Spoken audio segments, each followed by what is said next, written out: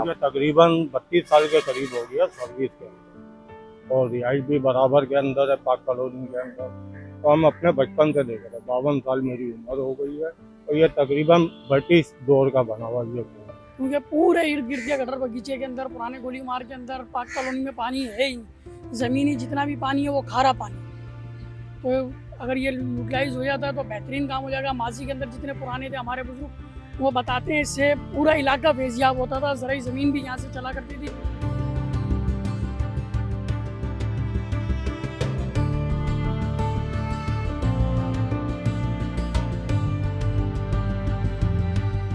अस्सलाम वालेकुम, आज़ाद डिजिटल कराची से मैं हूँ सफ़ीर रशीद। नाज़रीन, आज हम एक ऐसे कुएं की बात करेंगे जो एक वक्त था कराची को ज़िंदगी देता था, लेकिन बदकिस्मती से आज वो मिट्टी में दफन है। जी हाँ, हम मौजूद हैं गटर बागीचा के कुएं में, जहाँ पर एक वक्त था ये कुआं यहाँ के इलाकों को, यहाँ पर जो आबादी थी उनको पानी मुयस्सर किया जाता था। 1930 में बरतानी दौरे हुकूमत के दौरान ये गटर बागीचा की ज़री ज़मीन के लिए ये कुआं बनाया गया। जो आसपास रिहायशी लोग थे उनको भी यह पानी मुयस्सर किया जाता था। इस बारे में जानेंगे, यहाँ बात करेंगे गटर बागीचे की इंतज़ामिया से और यहाँ शहरियों से बात करेंगे। आइए चलते हैं। जी बिल्कुल, हम इस वक्त गटर बागीचे की इंतज़ामिया जहाँ मौजूद हैं उनसे बात करते हैं, इस कुएँ की तारीख के बारे में जानते हैं और ये कुआं जो है यहाँ पर कितना पानी मुयस्सर करता था यहाँ लोगों को, इसके बारे में जानते हैं और कब से ये कुआं बंद है, इस तमाम तर सूरत हाल पर इनसे बात करेंगे। जी अस्सलाम वालेकुम। कैसे हैं आप? अल्लाह का। क्या नाम है आपका सर? ताहिर। अच्छा ताहिर साहब, बताइएगा कब से आप यहाँ पर ड्यूटी पे हैं, इस इंतजामिया में है गटर बागीचे को देखने? मुझे तकरीबन 32 साल के करीब हो गया सर्विस के, और रिहाइश भी बराबर के अंदर है, पाक कॉलोनी के अंदर। तो हम अपने बचपन से देख रहे हैं, 52 साल मेरी उम्र हो गई है, तो ये तकरीबन ब्रिटिश दौर का बना हुआ ये कुआं। अच्छा, जो यहाँ की ज़रूरी ज़मीन को भी पानी मुयस्सर करता था और करीब करीब के लोगों को सीधे खेती बाड़ी होती थी। तो क्या रीज़न था जो इसको बंद किया गया, किसकी नाअहली है?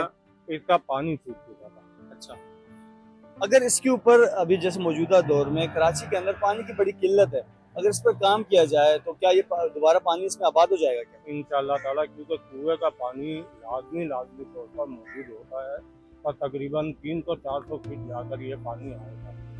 अच्छा, ये बताइएगा, ये जो कुआं था ये जो सिर्फ ज़री ज़मीन के लिए था या इलाका मकीन जो यहाँ मौजूद थे उनको भी पानी दिया जाता था? ज़्यादातर ये ज़रूरी ज़मीन के लिए था, पर इलाका मकीन भी इससे मुस्तफ़ीद होते थे, और इस पर हमारा डिपार्ट भी वर्क कर रहा है कि इसे वापस बहाल किया जाए। अच्छा, थोड़ा इस बारे में बताइएगा, यहाँ पर इसका जो खस्ता हालत है, ये जो कमरा बना हुआ है इसके बारे में बताइएगा। कुएं के अंदर रास्ता कहाँ से जा रहा था उसके बारे में बताइएगा।